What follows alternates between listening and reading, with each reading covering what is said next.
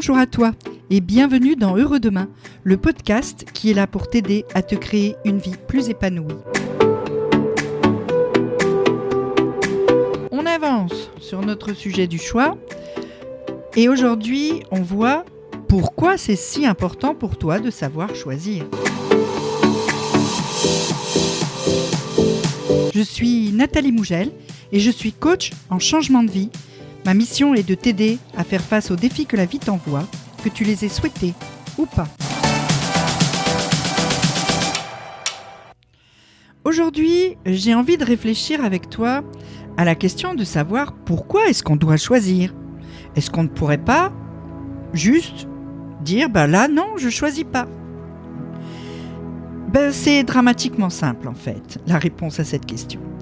La bonne décision, c'est celle qui est prise. Il n'y a rien de pire que de ne pas décider. Et je pense très profondément qu'il vaut mieux un mauvais choix que pas de choix du tout. Pourquoi ? Tout simplement parce que le fait de ne pas choisir va avoir pour toi des conséquences très importantes. Des conséquences très importantes, le coût de ton incapacité à faire des choix est très très élevé. Qu'est-ce que ça te coûte ? D'abord, tu vas perdre beaucoup de temps. Et ton temps, c'est précieux. On en a déjà parlé de ça. Le temps, c'est quelque chose qu'on n'a pas en quantité illimitée. Ensuite, ne pas arriver à choisir, ça peut même arriver à générer des troubles physiques parce que ça va être un facteur de stress très important, un facteur de mauvais sommeil par exemple, etc. Et donc, tu vas finir par en souffrir physiquement. Ensuite, ton dialogue intérieur va être de plus en plus négatif parce que tu vas ruminer, parce que tu vas te trouver quelque part bien nul de jamais arriver à choisir quoi que ce soit dans ta vie. Tu vas perdre ta motivation pour faire des choses aussi. Parce que tu vas te dire, ouais non mais là c'est même pas la peine que j'essaye parce que de toute façon va arriver un moment, il va falloir faire un choix et moi je sais pas choisir. Choisir c'est un truc que j'arrive pas à faire donc c'est même pas la peine que je commence. Du coup, tu vas perdre confiance en toi. Tu vas te sentir incapable de faire les choses puisque tu les démarres même pas parce que tu as peur des choix. Et puis du coup, tu vas avoir le sentiment de subir ta vie et de faire du surplace. Donc tu le vois, être capable au moment où c'est nécessaire de faire un vrai choix, c'est la seule façon pour toi d'avancer dans ta vie, de rester motivé, d'avoir un peu confiance en toi, etc. Donc c'est vraiment très très important. Et souvent, ce qui te freine dans la prise de décision et qui fait que tu te retrouves à avoir beaucoup de mal à choisir, c'est ta volonté de choisir ce qu'il y a de mieux. Tu as peur de rater une meilleure occasion. Tu as peur de rater une meilleure option. Si tu te décides trop vite, si tu prends la décision maintenant, donc tu retardes, tu remets à plus tard, tu procrastines, tu attends le moment où tu auras trouvé le choix parfait. Alors c'est typiquement le cas quand on doit faire un achat d'un bien technologique ou d'une maison ou d'une voiture. Parce qu'on a d'abord 10 000 modèles à choisir. On a le choix qui s'offre à toi, il est phénoménal. Et ensuite, tu le sais, la technologie avance. Tu veux t'acheter un téléphone. Tu commences par mettre quelques semaines à regarder tous les modèles disponibles, à regarder leur prix, à regarder leurs caractéristiques technologiques, etc. Et puis au moment où tu te dis « peut-être je vais prendre celui-là », paf, il y a une pub pour un qui est peut-être meilleur. Et là, tu recommences à hésiter. « Ouais, mais si je l'achète maintenant, peut-être que dans un mois, il y en aura encore un mieux. Peut-être que la semaine prochaine, le prix va baisser. Peut-être que... » Et hop, tu fais rien parce que tu as peur de regretter le choix que tu as fait. Et puis finalement, tu regrettes quand même. Soit tu regrettes le choix que tu as fait, soit tu regrettes de ne pas avoir fait de choix. Et donc, si tu te mets bien dans la tête que si tu avais acheté le téléphone il y a 6 mois quand tu as commencé à chercher et que tu avais acheté un modèle à peu près correct, il est fort probable qu'aujourd'hui tu regretterais moins ton choix. Parce que tu l'aurais utilisé déjà pendant 6 mois, il t'aurait bien servi et tu te dirais finalement il n'est pas si mal, j'ai pas besoin d'autre chose. Ça, c'est ce qu'on appelle l'effet FOBO. C'est un acronyme pour une expression anglaise, Fear of Better Option. Donc c'est la peur d'une meilleure option. Et cet effet FOBO, il produit du stress. Il produit du stress et il produit de l'insatisfaction. Il produit un manque de bien-être.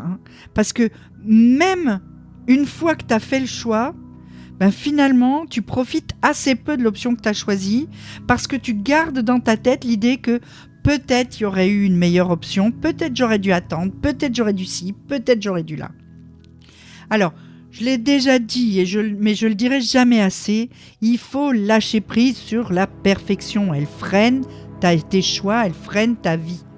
La clé, c'est de choisir ce qui est assez bien et d'abandonner cette idée de l'option parfaite. Des études scientifiques ont montré que les personnes qui maximisent, c'est-à-dire celles qui cherchent toujours à trouver le meilleur, la meilleure option, c'est celles qui ressentent le moins de satisfaction au final une fois le choix fait. Alors que celles qui se contentent de faire sur le moment le choix du truc qui va bien, elles ont beaucoup moins de regrets. Parce que finalement, ce truc, effectivement, il va bien. Puis comme elles n'ont pas dépensé énormément d'énergie, énormément de temps, énormément d'internet, de ci, de là, pour essayer de trouver la meilleure option, elles voient beaucoup moins le petit défaut que finalement à l'objet qu'elles ont choisi parce qu'il ne leur a pas coûté grand-chose à choisir. Je ne te parle pas d'argent là, je te parle de ce qu'il a coûté en énergie pour le choisir. Finalement, pour le temps que j'ai mis à choisir, ce truc-là est pas si mal. Finalement, pour l'énergie que j'y ai mis, les recherches que j'ai faites, ce truc-là, il va bien. Donc, la meilleure solution, mais vraiment la meilleure solution, c'est de faire des choix et ensuite de faire avec. C'est-à-dire, tu choisis quelque chose et ensuite, une fois que tu as choisi, une fois que tu l'as, tu cherches plus à savoir s'il y avait peut-être mieux. Non, c'est ça que tu as, tu fais avec ça. Et tu t'en contentes. Et finalement, tu verras que c'est pas si mal.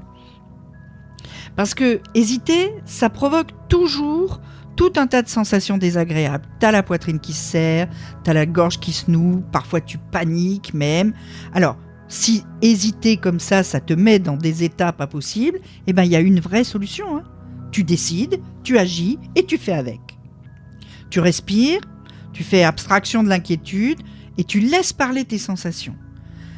Peu importe la décision que tu prennes, prends une décision. Point. Si tu réfléchis, quelle est la pire chose qui peut t'arriver une fois que tu as pris la décision ? Tu t'es trompé. Et alors ?